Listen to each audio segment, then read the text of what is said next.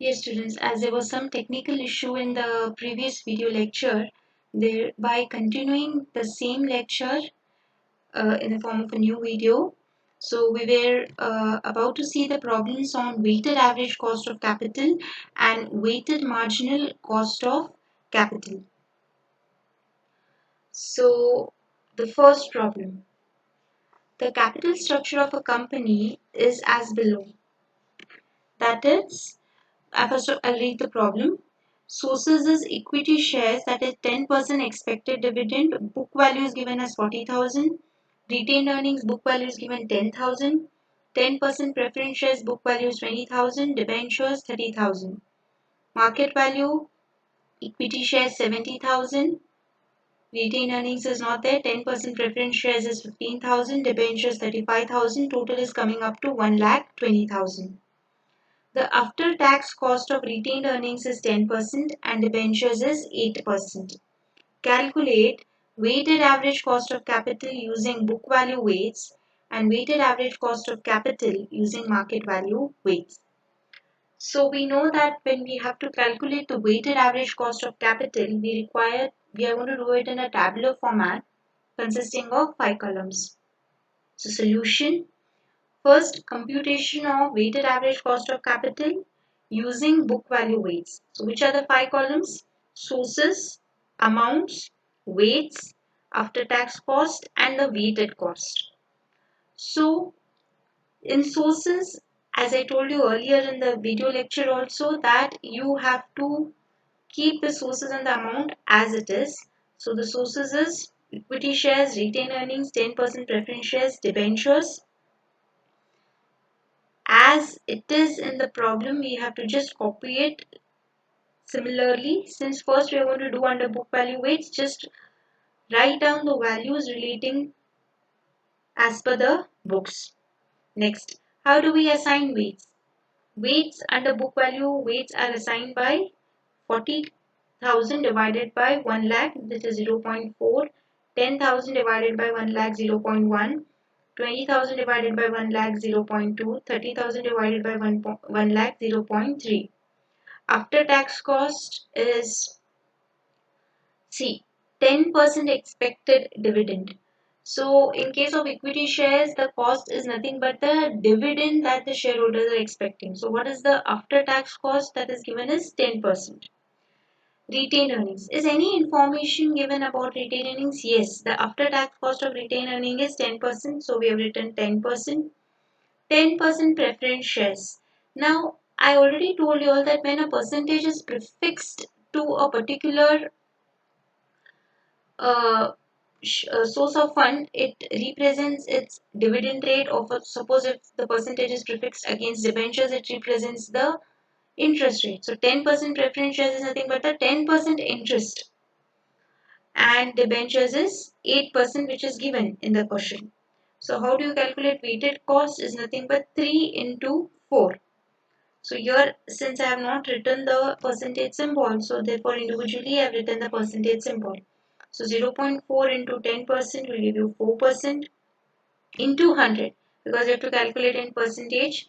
0.1 into 10% into 100 will give you 1%. 0.2 10% into 100 2%. 0.3 into 8% into 100 2.4%. So the total weighted average cost of capital will be the sum up of all these individual weighted costs. So 4% plus 1% plus 2% plus 2.4% will give you 9.4%, which is the weighted average cost of capital under book value weights. Now under market value weights, everything remains the same, but the amounts will change. Instead of writing the book values, you have to write the market values, which is already given as 70,000, 15,000, 35,000. Now, retained earnings is not given, and as already told you, there is no market value for retained earnings. That is why you ignore retained earnings in case of market value. How do you assign weights?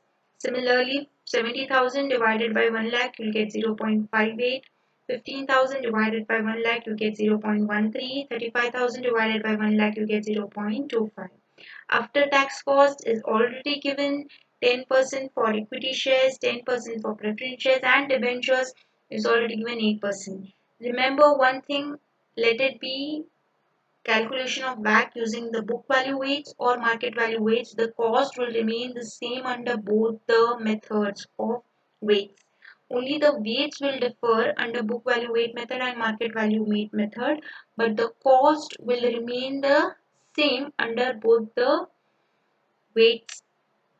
So next is weighted cost. It is nothing but multiplying column number 3 with column number 4, and you get the weighted average cost of capital, which is an addition of all these individual weighted cost. So it is 9.42%. Moving ahead to the next sum. This sum is from question paper of June-July 2016, which was carrying 10 marks. So the capital structure of a company is as below. The debt capital is 3 lakhs, preference capital is 2 lakhs, equity capital 5 lakh, and total capital is 10 lakhs. The after tax cost of capital is cost of debt is 8%, cost of equity is 17%, cost of preference share 14%. Firm wishes to raise 5 lakh for expansion. So this is an additional funds it requires. It estimates 1 lakh from retained earnings. Now how it is going to raise this 5 lakhs is by 1 lakh from retained earnings and the balance as long-term debt 3 lakh and preference capital 1 lakh. So determine the cost of capital by using historical weights and marginal weights. Now as I already told you, if under historical weights they don't specify which weight you have to use, you always use the book value weights. So first we will solve the first part, computation of weighted average cost of capital using historical weights. So first two columns will always be sources. The columns remains fixed, that is totally 5 columns: sources, amount, weights, after tax cost and weighted cost. So what are the sources? As it is, copy this part. Then weights. How do you assign weights? Weights are nothing but for respective source of finance, you have to divide that particular amount by the total capital. So 3 lakh divided by 10 lakh, 2 lakh divided by 10 lakh, 5 lakh divided by 10 lakh. After tax cost is already given in the problem. For cost of debt it is 8%, cost of equity is 17% and cost of preference shares is 14%. Next, weighted cost. How do you calculate weighted cost? You multiply column number 3 with column number 4. So 0.3 into 8 will give you 2.4%. Since these are in percentages, I have not specified percent, so just multiply 0.2 into 14, you get 2.8%, 0.5 into 17, 8.5%. So the total comes up to 13.7%. Computation of weighted marginal cost of capital using marginal weights.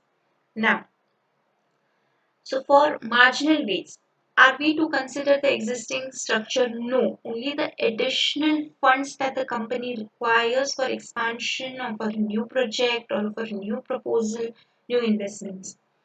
So in this, the firm wishes to raise 5 lakh for expansion. So total 5 lakhs is the additional required because marginal weights come into picture only when the additional funds are required. So 5 lakhs, it estimates 1 lakh from retained earnings. So 1 lakh from retained earnings is there.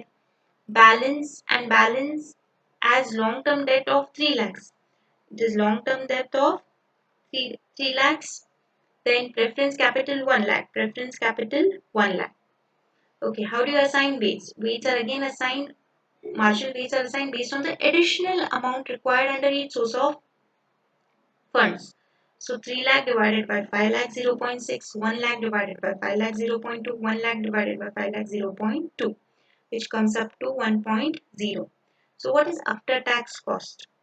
After tax cost, since they did not specify anything, we will take it as, since we have seen in marginal cost there are three things. Either using the existing funds, that is retained earnings. You know the cost of retained earnings is nothing but KR is equals to KE. So what is the value of KE? 17% is the cost. So we took 17 as the cost. In case of debt and preferential cost, they have not given what is the additional cost required to raise these additional funds.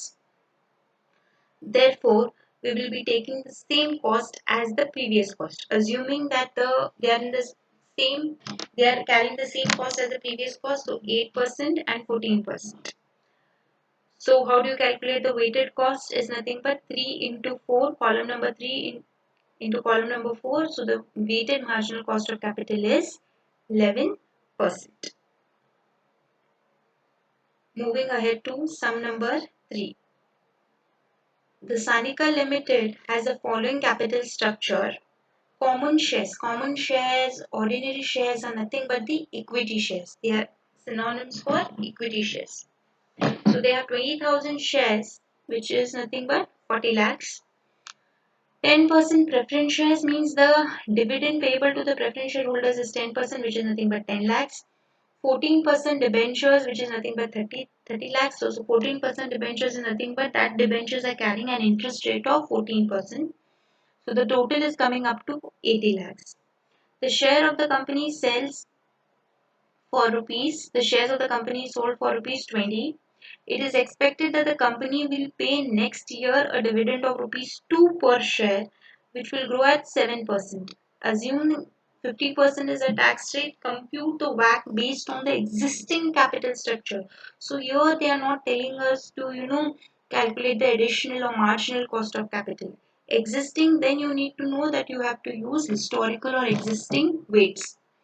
Now, since they have not told whether you have to use book value weights or market value weights, you're going to use the book value weights. This was a question that was asked from the question paper June-July 2018 and it carried 8 marks. So we'll see the working of it. Computation of WACC using the book value weights. So I told her the first two columns are to be written as it is. So common shares is nothing but equity shares 40 lakh. 10% preference shares 10 lakhs, 14% debentures 30 lakhs. Total is coming up to 80 lakhs. How do you assign weights? Weights are assigned nothing but individual fund from each source, the amount of individual fund from each source divided by the total funds or total capital. So 40 lakh divided by 80 lakh will give you 0.5, 10 lakh divided by 80 lakh will give you 0.125, 30 lakh divided by 80 lakh will give you 0.375. Now after tax cost. Now, is after tax cost given for equity shares? No. But they have given certain information which will help us solve the after tax cost for equity shares. Now, for preference shares, have they given us the cost? Yes, they have directly given that it is 10% preference shares. So, the cost is 10%. Next, for debentures, since in case of preference shares the taxation is ignored, so we directly took it that 10% is cost. 14% debentures, yes, there is a tax rate of 50%. So let us see the working of equity shares, cost of equity shares and cost of debentures. Now based on the information given in the problem, which is the appropriate approach you will use in order to calculate cost of equity shares? So we will use the dividend yield growth approach. So under that approach, the formula is D1 divided by MP plus G into 100. D1 is the expected dividend of the next year or by the end of the year. So which is 2 divided by MP, which is market price 20. The growth rate is 7%, 0.07 into 100. So KE comes up to 17%. So this is 17% here. KD is already given as 14%, but we know we get the benefit of tax under KD. So we're just going to minus the tax proportion of it. So 0.4% in the bracket 1 minus 50, 0.50. So 7% is the cost in for cost of debentures. So how do we calculate the weighted cost then? It is nothing but multiply column number 3 with column number 4. Sometimes in the problems, individual cost will not be given, so we need to calculate the individual cost based on the formulas that we have already seen in our previous video lectures. So once you multiply column number 3 with 4 and then add it up, you will get the weighted average cost of capital, that is coming up to 12.375%. Next, ABC Limited wishes to raise additional finance of rupees 10 lakhs for meeting its investment plans. It has rupees 2,10,000 in the form of retained earnings available for investment purpose. The following are the further details. So here it wishes to raise additional finance. So when the word additional finance comes into picture, it is nothing but weighted marginal cost of capital. So they are saying that it already has 2,10,000 in the form of retained earnings. The remaining it has to, how it is going to raise, let us see. The following are the further details. Debt equity mix they want is 30:70. The cost of debt up to rupees 1,80,000 is 10%, and beyond 1,80,000 is 12%. Earnings per share is rupees 4. Dividend they are going to pay based on 50% of earnings. Expected growth rate of dividend is 10%. Current market price 44 rupees. Tax rate 35%. So what are we required to do? To determine the pattern for raising additional finance, assuming the firm intends to maintain the existing debt equity mix, that is 30:70. To determine the post-tax cost of additional debt, like what is the marginal cost for the only bid source. If the funds are raised through the debt, what is the cost? To determine the cost of equity and cost of retained earnings and compute weighted average cost of capital after tax for additional finance. So which is nothing but the weighted marginal cost of capital. So let us answer the first part what they have asked in the problem, and this was a problem that was asked in the question paper of June-July 2017, which carried 8 marks. So first, for raising additional finance. So for raising additional finance, it requires total how much? 10 lakhs.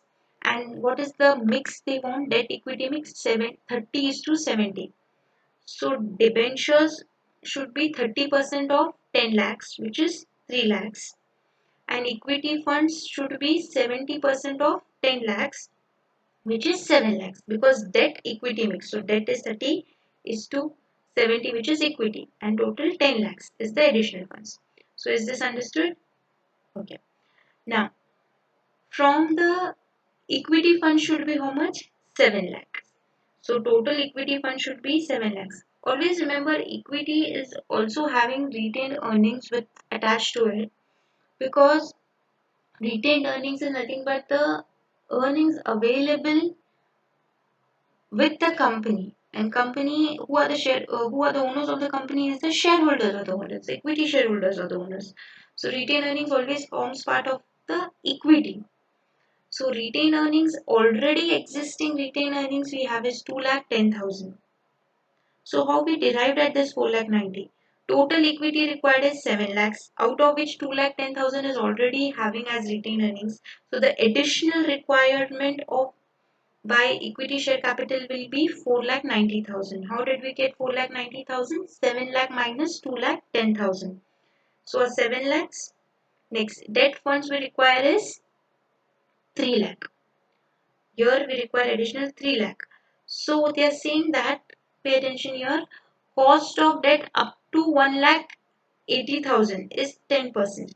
So from 3 lakh, the first 1,80,000 will be having a debt cost of 10%.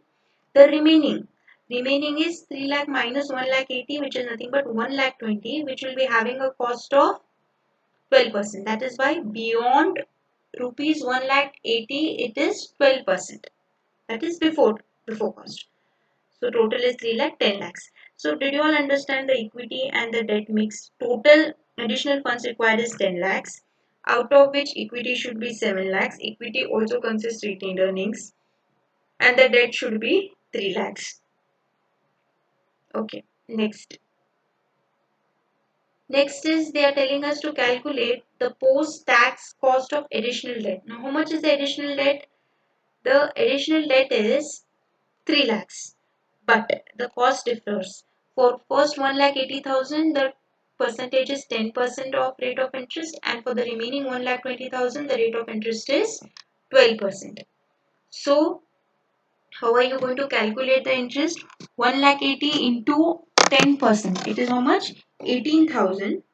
And 1,20,000 into 1,20,000 into 12%, it is 14,400. So 14,400 plus 18,000 will give you 32,400. How do you calculate KD? It is nothing but interest divided by the net proceeds in the bracket 1 minus T into 100. So how do you calculate interest? Interest is always calculated on the face value. Since face value is not given, we will calculate interest on the, assuming that it is issued at par or at the face value. So 10% of 1,80,000, 12% of 1,20,000. Total when we add, the total interest is coming up to 32,400. Divided by the net proceeds, which is 3 lakh, because we are going to collect 3 lakh additional funds. 1 minus T, tax rate is already given here, is 35%.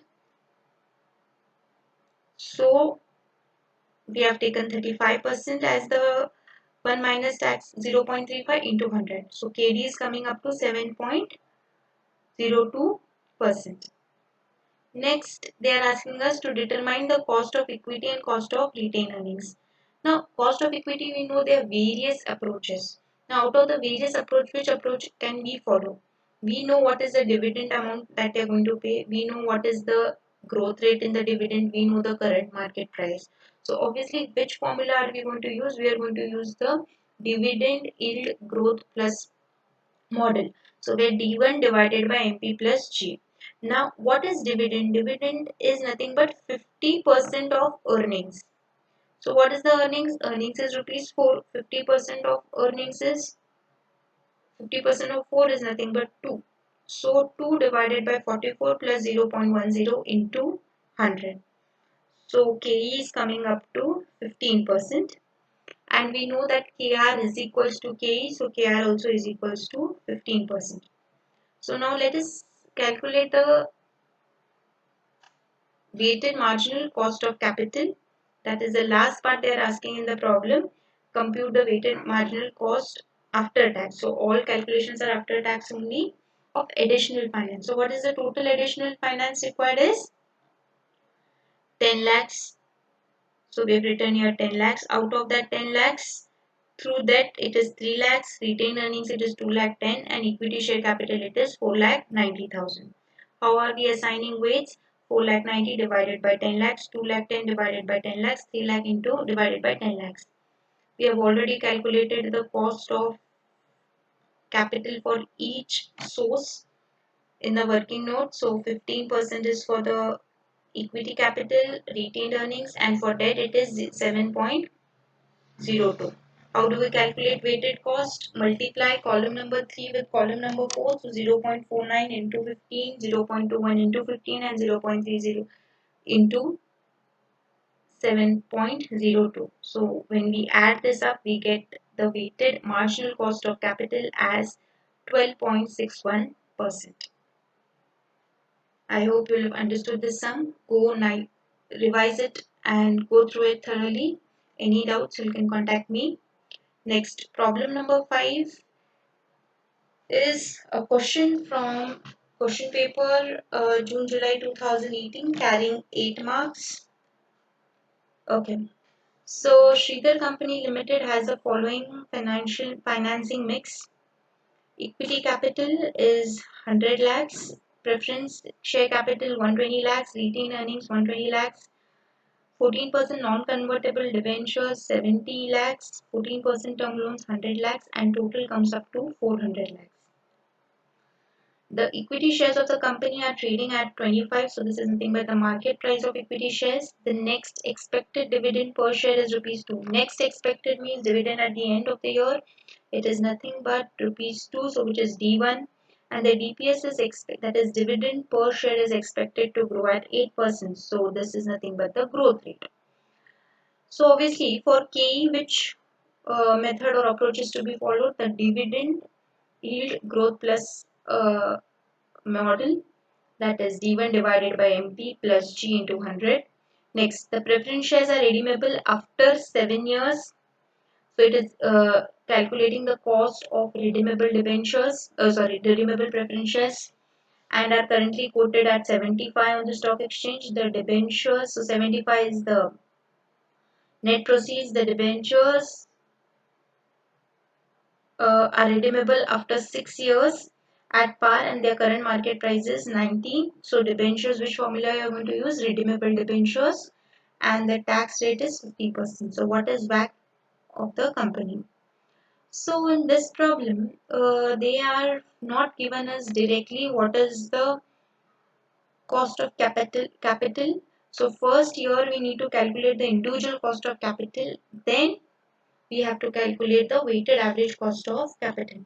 Solution: since cost of capital of each source is not given directly, we will first find the cost of capital for individual source of finance using the below appropriate formulas.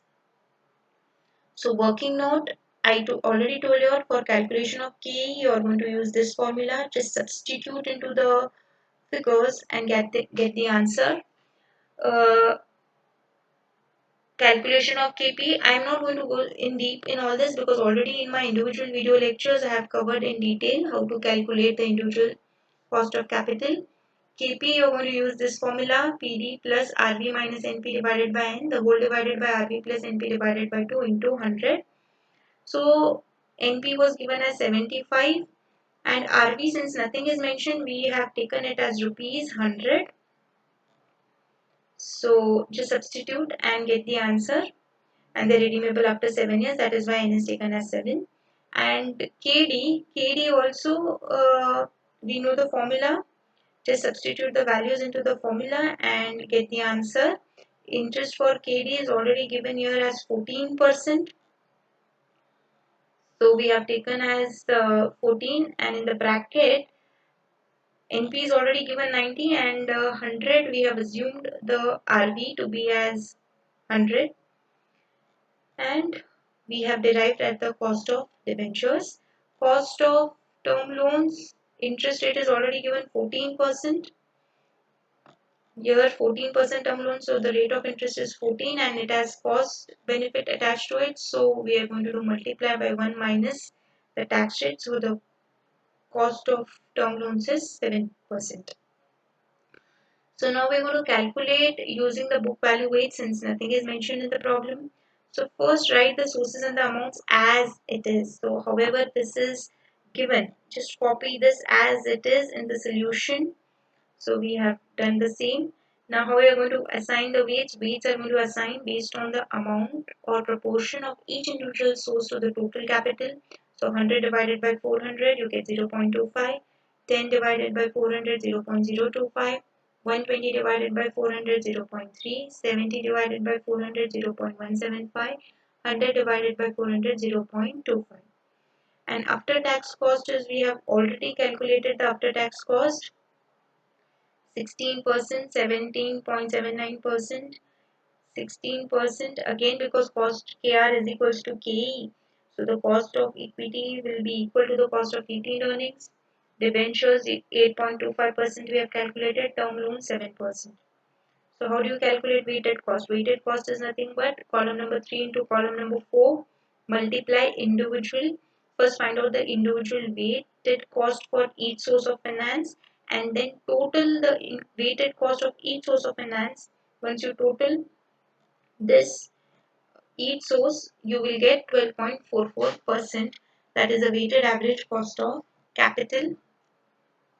So by this, we have completed with the problems on WACC and weighted marginal cost of capital. If you all want more sums for practice, I have given my PDF notes. In that, you will have some sums which you can practice it. So thank you. We have completed the entire module 3. This is the end of module 3.2e, cost of weighted average cost of capital and weighted marginal cost of capital. Thank you all.